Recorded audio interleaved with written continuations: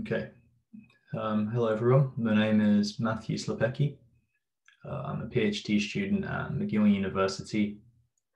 I'd like to start by saying thank you, firstly, to all of you who are here to attend the talk today. And secondly, to Claire for giving me the opportunity to actually present my research. For the presentation today, to avoid the chance of having any bad internet connection issues, which I've unfortunately had in the past, I decided to record the presentation prior to the actual time.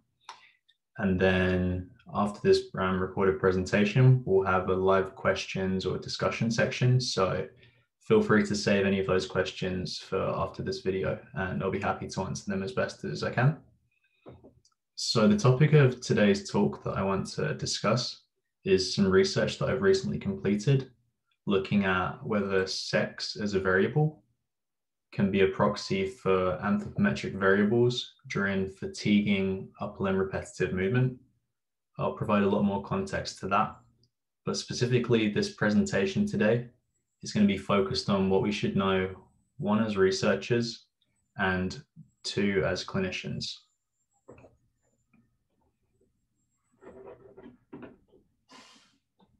So before we actually get into the presentation itself, I've got a few slides with a little bit about myself, some acknowledgements for the project, and a quick statement about sex and gender. So starting with myself, as I mentioned, I'm a PhD student at McGill University.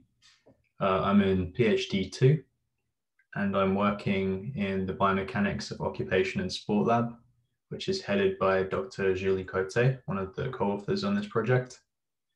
As you can probably tell by the name of this lab, our kind of main themes is looking at occupation and sport, and specifically kind of how do people react to fatigue and trying to infer into those responses. We've got a lot of stuff on sex, which is where I'll be speaking today. I'm also a research assistant currently at Institut National de Sport de Quebec, and a lot of the data analytics tools that I use in that job is also something that I've applied to this project.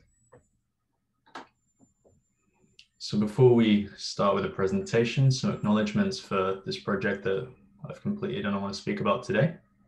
Firstly is my two co-authors. So Dr. Julie Cote, as I mentioned, she is the head of the biomechanics of occupation and sport lab. She's also my supervisor for my PhD and is a great and established researcher in ergonomics and sport as well. I'd also like to thank my second co-author, Dr. Karen Messing. She is a fantastic occupational therapist, and thanks to the scholarship I was awarded by CIHR, I was able to gain some great experience working with her. The scholarship that actually funded this project is the scholarship by CIHR, the Team for Gender Considerations in Knowledge Translation Interventions. So I'd like to thank them. And also I'd like to thank past and present members of the Biomechanics of Occupation and Sports Lab. So one more quick slide before we get into the presentation itself. I want to make a quick statement on what will be covered and what won't be covered in today's presentation. So I'm focusing on sex differences or the effects of sex today. Sex is a biological classification, so it's a binary result. You either have male or female, and that's reflected by a number of things. We could say the chromosomes, but one thing I won't be considering today is the role of gender, where gender is some social or adopted roles that people may choose in their life. So it could be masculinity, femininity. I just want to be clear, I won't be covering that in this presentation. And as such, I'd ask that any questions at the end of this presentation is focused purely on sex and not on gender. So let's start really broadly. What is ergonomics and what kind of does it cover? What is our research aiming to do? So put simply, ergonomics is the modification of work to better fit the worker. Essentially, you don't find someone for their job, you try and adapt a job to suit the person. And the scope of modifying this work is with two main aims. The first of this is to minimize health risks in terms of injuries, musculoskeletal disorder development, things like that. And the second aim, or the second scope, is to optimize productivity of the worker. But I want to ask, how do you think we measure these? And what do these measurement tools look like? So in terms of ergonomic assessment tools, I'll quickly describe in general what they are, and then I'll talk to you about a few specific examples of these and how they're currently used, and maybe some pitfalls of these that exist. So ergonomic assessment tools are essentially a way of quantifying injury risk when performing tasks during work. So for example, you might use a physical demands analysis to look at the tasks that a worker completes during their job or a specific task itself. And then you might be able to optimize their way of working to ensure they have better productivity and also a reduced risk of injury, which is the big focus for us. So in terms of doing this, you might look at the risk of the average worker. For example, someone completing a certain task X amount of times a day with X amount of load for each time they do it. You might be able to say, well, we know this research, and based on these assessment tools, 90% of the average workers would be safe to complete this task. You could also look at a safe load for the average worker. So you say, okay, based on an average person completing this task X times a day with this situation, the safe load for the average worker would be up to 20 kilograms, for example. And the point of these tools is that they're quick to use. So you could say, okay, this is a male doing this task, and you just scan and you find on the table, okay, this is their safe weight. They're also easy. That kind of follows the quick portion there. And you might see these, as I alluded to, in tables. There's also equations that you can calculate these yourself. And more recently, you're starting to see apps that use the same equations, but just make it really simple for users. They just type in certain points and they get out their safe load. So the first tool I'm going to talk about today is the National Institute for Occupational Safety and Health tables. And specifically, they brought out one for safe lifting. So this was focused on lifting tasks with the aim of minimizing low back pain.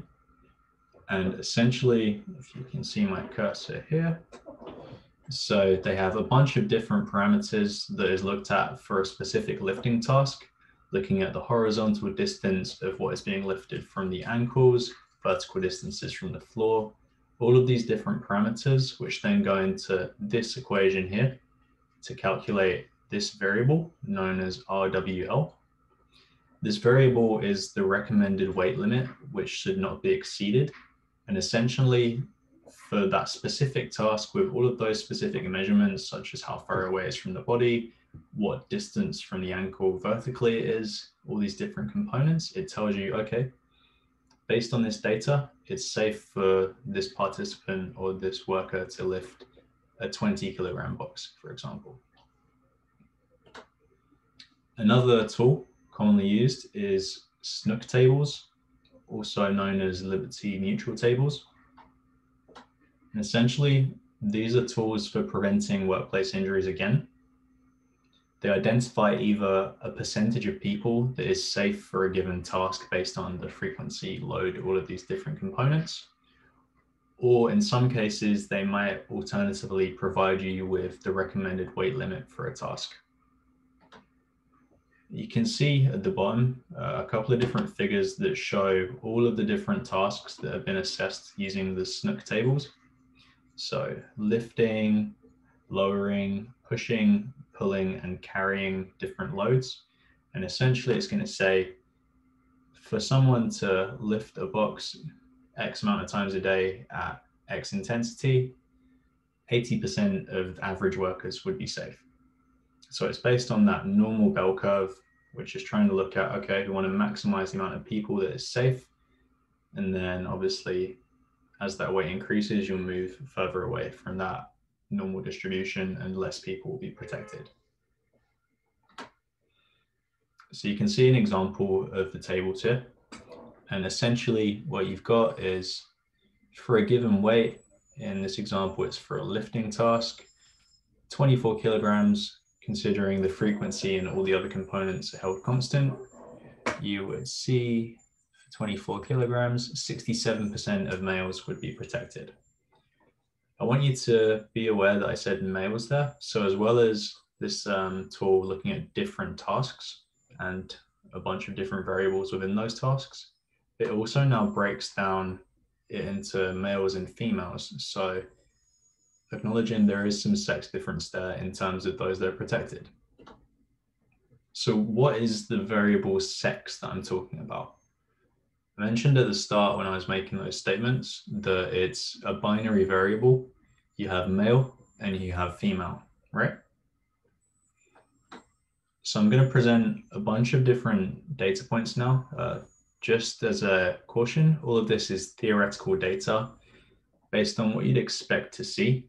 It's not pulled from any specific source or reference, but it's based on kind of what you'd intuitively imagine or what you think you'd see. So if I plot all of these data points here, on the x-axis, it will be a bunch of different variables, and on the y-axis, it will be kind of an increasing scale of each of those variables. You've got males and females, and I want to just quickly ask if you can imagine what any of these variables would be. So for this first one, it would be body mass, which kind of makes intuitive sense. On average, males tend to be heavier than females, and there is some variability within males there, as there is between females, and you might get a little bit of overlap as well. So if I then moved on to another variable here, the height of people, again, we'll plot males and females in different colors. I want you to just imagine what you'd think the data would look like. So would you be seeing everyone bunched in a certain area? Would you see kind of a straight line as you have with the body mass? Females higher than males, males higher than females. So not to take too much time for just this point, I'm pretty sure that you'd expect a relatively similar point as body mass, where there's a good variability overall. There's kind of a clear distinction between males and females, males tending to be taller than females, but obviously there's some overlap in the middle, as you can see from my cursor here. So both of these variables, body mass and height, are anthropometric variables. Anthropometrics basically means measuring physical characteristics of humans and trying to, you're just measuring them. So I'm going to pose one more anthropometric variable to you now, which is the length of someone's arm. And again, I want you to just think about how you'd expect the data to be in terms of all the data points, and then in terms of the male data points and the female data points. So again, based on average data that you'd usually see, men tend to have longer arms than females, although there is some overlap. So it's not males always have it and females never have it. So essentially what I'm trying to show in this graph is that for a good portion or a good percentage of the group, males are higher than females for each of these anthropometric variables. There is some overlap, but in general, you can kind of see a clear classification of the female group and the male group. So you might be thinking, okay, that's great, but there is some overlap. So what does this tell us right here? So if we think of this first variable, body mass, I want you to imagine that these two data points, although there's some slight difference, for this case, let's just imagine that they had exactly the same weight. So they're both weighed 69 kilograms. And for this instance, they're both elite Olympic weightlifters. So looking from the source of the International Weightlifting Federation, I took the world records for the snatch and the clean and jerk, which is the Olympic weightlifts that are performed in competition. And what you can see for weight matched athletes is that these records are, again, different based on sex. Males have a higher snatch and a higher clean and jerk than females. So even when you consider controlling some of these anthropometric factors, there's still sex differences that occur, meaning that this variable sex, although it's a clear male-female split, it's a very complicated variable when you consider it as some umbrella term that considers anthropometric factors and strength and all these different components. And just to make this even more clear, if you think of strength on the y-axis now, you see that world record male, world record female, and then I'm going to plot some trained male and female athletes, and then some untrained male and female athletes. So now if we consider sex difference purely as a binary variable where on average males are stronger than females, and we split roughly down the middle, what you'd see is a number of people that are misclassified just by looking at sex. So if we just consider the sex of an individual, what I'm trying to allude to here is that you might miss out on some valuable information or misclassify some valuable data points when if you considered a more detailed approach where you consider other variables such as training status, things like that, you might get a better sense for it.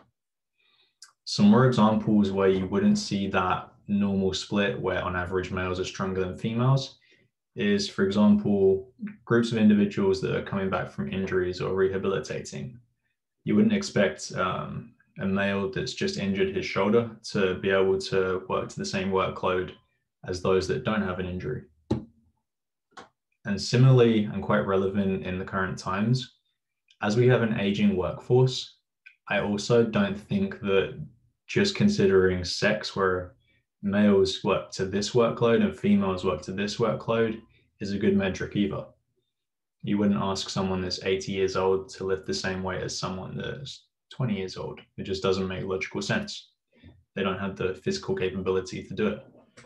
So the point I'm trying to allude to here is that while it's great that current ergonomic assessment tools do have this characterization of sex with males and females, developing more advanced models that account for other potential variables involved in these differences could allow us to protect workers to a greater degree.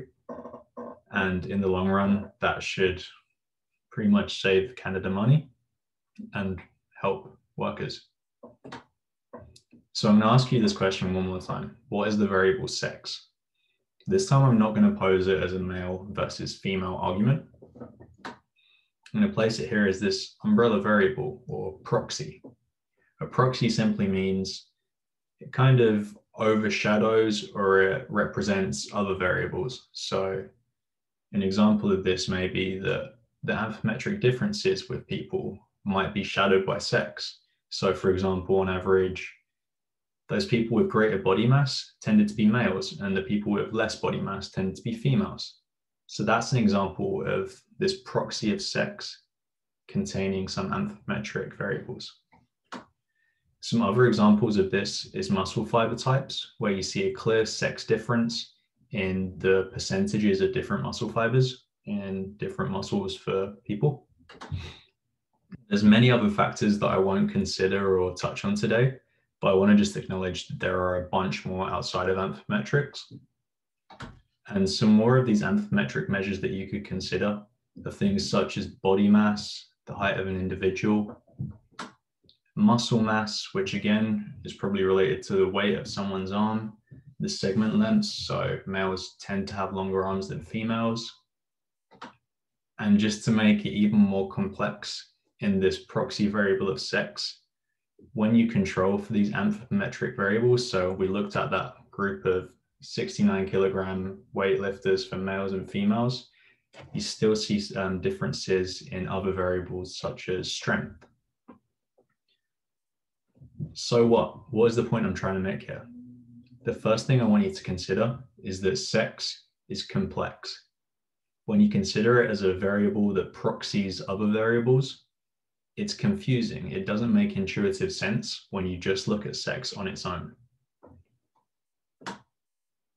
So I think by trying to understand some of these variables that sex is that proxy variable for, we can, by understanding these ones and their involvement in sex differences, we can ultimately understand what sex differences are occurring and why. In terms of the relevance of understanding these sex differences to a greater degree, this has use in terms of work-related musculoskeletal disorder development. So we currently know that there are sex differences in work-related musculoskeletal disorders.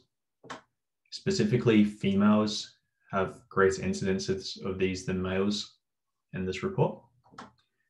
And specifically, neck and shoulder musculoskeletal disorder development occurs at a greater rate in females than males.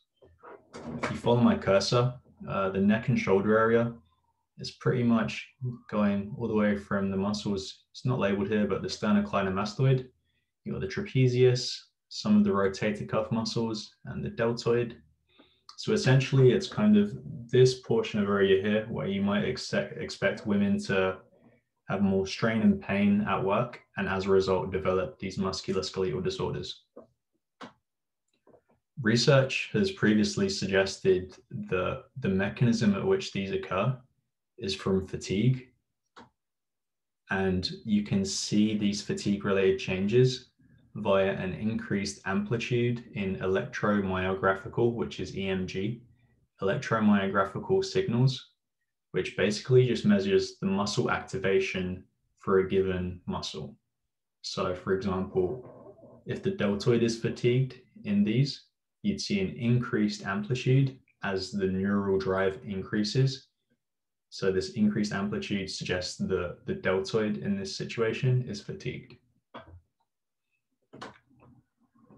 So in the biomechanics of occupation and sport lab, we've studied this repetitive pointing task, which is essentially a simulation of an upper limb, low intensity or submaximal intensity, repetitive fatiguing task that simulates people working on labor lines and things like that to try and understand where this difference might be occurring in terms of how people move and how their muscles actually activate to cause that movement.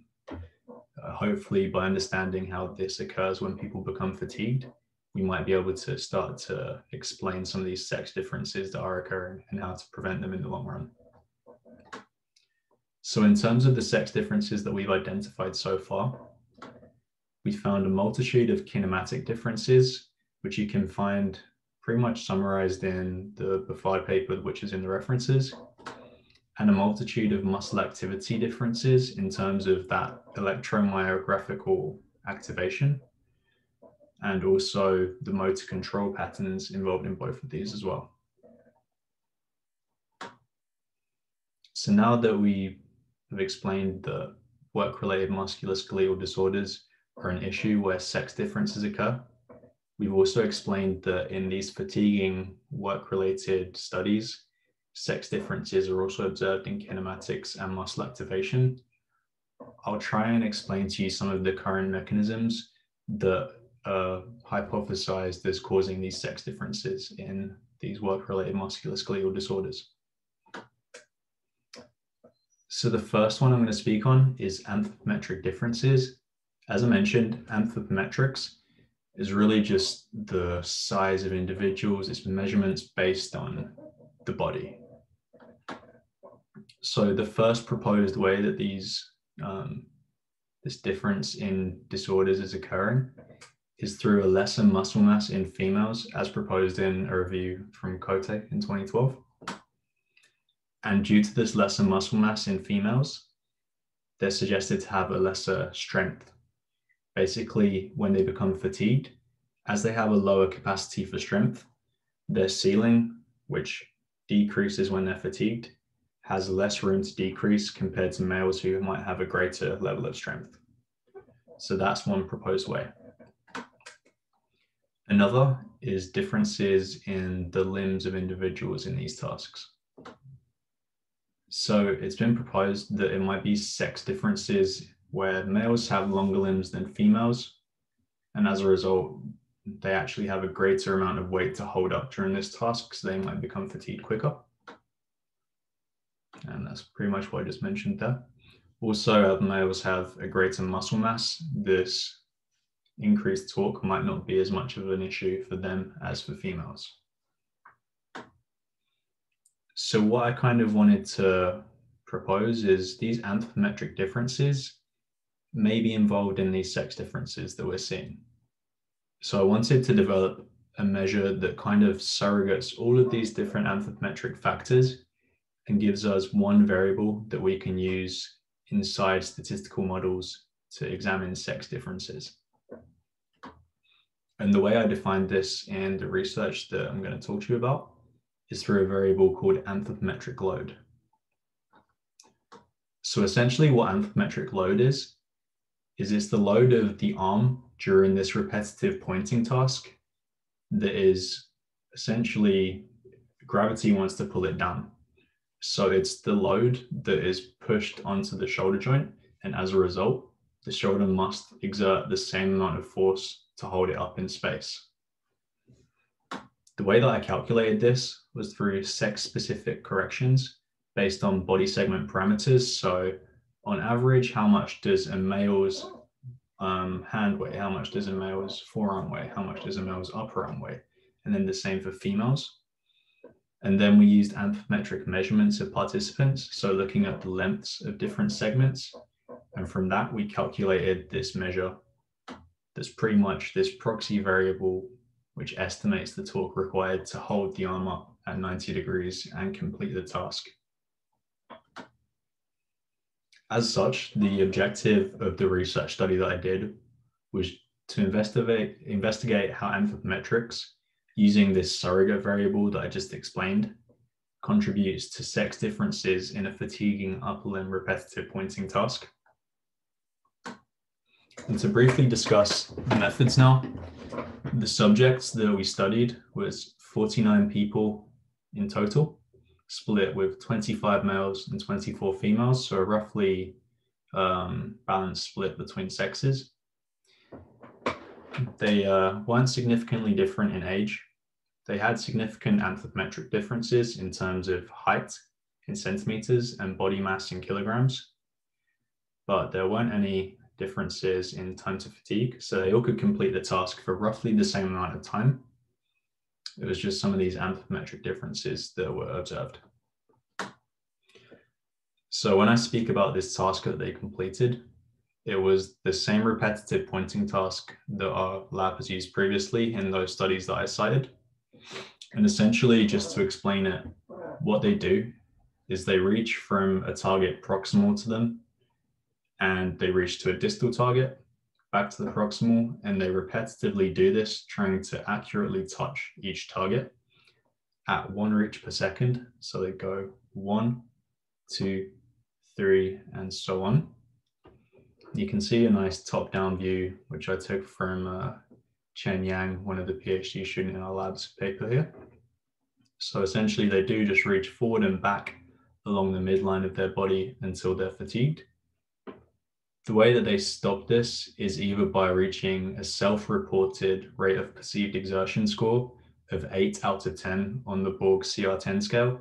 Essentially, 0 means you don't feel any stress, any fatigue of the body whatsoever. And a 10 out of 10 is the most tired you've ever felt. So an 8 out of 10 is pretty close to that, like they're very fatigued. And this termination criteria was fulfilled by all of the participants. Just to mention though, the other criteria was that they couldn't move at the same speed that they were required to, or they verbally stated that they can continue. The measures that we took while they completed this task was kinematic and electromyographical measures. So in terms of kinematics, you can see all of these little gray balls on the participant in this figure. So what these do is they allow us to create a 3D figure of the person in space. And from this, I could accurately calculate the length of all of the different segments involved in the moving arm to then allow me to calculate that anthropometric load measure, essentially the surrogate of all of the anthropometrics involved in this task. And in terms of muscle activity, This was our main metric of fatigue. So basically, I mentioned this previously, but just to say again, EMG assesses the electrical activation, which is essentially the neural drive to create muscle contractions. So a greater electrical activation would suggest that the body is trying harder to contract muscles.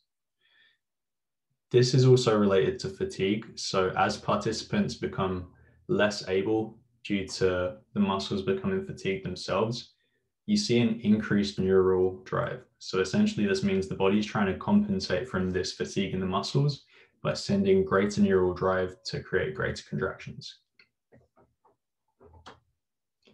So to move on to the results, essentially what we wanted to look at can be split into three sections. So one, can we use anthropometric load to discriminate between sexes? And this basically, if it does, it allows us to confirm that yes, this variable is included in that proxy or umbrella of sex. Secondly, we want to look at, does anthropometric load work as a predictor of fatigue by itself? If it does, it could be very useful for us to look at in future studies. And third, we wanted to look at, does anthropometric load being accounted for in our normal sex analyses results, does it provide us with any novel results or identify any differences that we didn't previously see?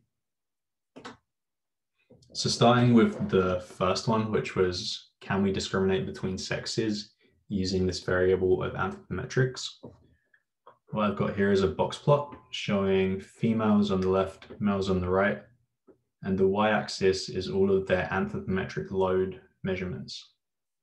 So essentially, all females had lower anthropometric loads in this data set than all males, which means that yes, we can discriminate males versus females based on anthropometric load.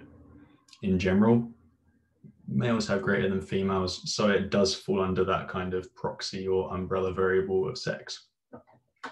So now that we've confirmed that, let's see if we can use anthropometric load just on its own as a predictor of fatigue. So what I'll be showing you is the two muscles that we measured, which is the anterior deltoid, which is the prime mover for shoulder flexion, sort of holds the arm up during this repetitive movement task and one you'd expect to become fatigued, and the upper trapezius muscle, which is roughly here. And this muscle is a stabilizer to hold the shoulder girdle in a good position while completing this task. And in previous research for the repetitive pointing task, it's the one that we've generally seen the most fatigue in. So starting with the anterior deltoid, the y-axis shows a change in the EMG measure of the anterior deltoid from no fatigue to the last minute where they were performing that repetitive pointing task, where they're basically at their most fatigued. So pre to maximal fatigue, let's say. Basically, a larger number here means they became more fatigued for this muscle. And in terms of correlations between this anthropometric load on the x-axis and this fatigue-related change in the anterior deltoid, there was no significant relationships identified for males, females, or the group as a whole for this muscle. And the same story was seen for the upper trapezius. We didn't see any correlation in any groups. So to move back to these kind of three main areas of the results, yes, anthropometric load does discriminate between sexes. No, we can't use it as a predictor for fatigue, but can we use it as a covariate where we account for it in our current sex analyses models? So what you can see here in table 3 is two general estimating equations, which is a statistical test similar to the repeated measures ANOVA. And I can provide you with some references about some of the methodological benefits it has over the ANOVA. But essentially what you need to see is this lower half of the table shows the normal sex-based analyses where we wouldn't include anthropometric load. And there are no significant differences between males and females for either muscle. However, when you include anthropometric load in our research and in the statistical model, what's now revealed with a p-value of less than 0.5 is a significant difference where females had a significantly higher change in anterior deltoid electrical activity compared to males. So basically, by including this anthropometric load variable and accounting for anthropometrics, we now see a new result that we've never seen in any of the previous RPT research. So what does this mean? In terms of relevance to researchers, it suggests that including anthropometric variables allowed us to identify sex differences that we previously didn't see. So maybe it's something we're missing. Maybe this inclusion of anthropometrics does help us to actually understand that umbrella variable of sex a little bit better. And as a guide to researchers, I'd suggest that in the future, we repeat these studies using different occupational tasks, as it's pretty common knowledge that for specific tasks, you'll see specific results, and these don't generalize too well between a multitude of different tasks. And for the future research, we could also develop more accurate measures of anthropometrics of individuals, or this anthropometric load surrogate measure. We could do this using DEXA scans to actually create an accurate, personalized anthropometric load of each participant. It'd be time consuming, but a lot more accurate than the estimation we currently made. And for healthcare professionals, basically, we can use this research to then repeat studies that have been used to form these ergonomic assessment tools in the past. It won't actually involve any groundwork from the healthcare professionals per se, but you'll likely see updates in terms of these tables that are used to measure a recommended workload or the percentage of workers that are safe. And hopefully this will allow us to account for a greater amount of people that are safe by these measurements. So currently the SNOOK table that I presented earlier, it has a recommended weight limit that's safe for 90% of males, but only 75% of females. And a reason that this might be occurring is that we're not accounting for some sort of anthropometric variable that helps us to understand this sex difference. So through the inclusion of anthropometrics, in the future, we might be able to protect a greater number of female workers in jobs. So moving forward, just to kind of summarize what I just mentioned, I think that we should look at different anthropometric measures to try and determine their relevance when assessing a range of tasks using different body parts or limbs. So for example, lifting tasks, upper limb tasks, maybe over the head reaching tasks, as these are specific task by task. So we can't generalize. We need to produce a multitude of more research to look into this. And when we do have this greater base of research, we can use it to update different anthropometric measures in assessment tools, such as apps, equations, and tables. So I've just got one slide here showing the paper that was recently published of this project. It's available in the Biology of Sex Differences journal, and it's open access, so anyone can look at that. And then I've got some other references saved here. So if you want to look at anything that I've referenced in the presentation, you can access them here.